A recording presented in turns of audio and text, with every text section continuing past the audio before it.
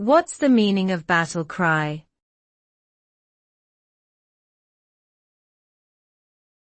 Battle cry.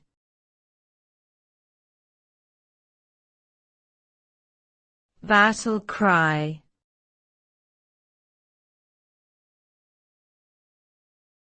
Battle cry.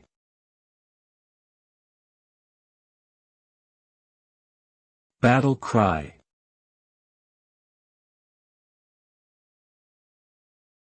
The term battle cry refers to a slogan, phrase, or word that is used to rally and motivate troops before or during battle.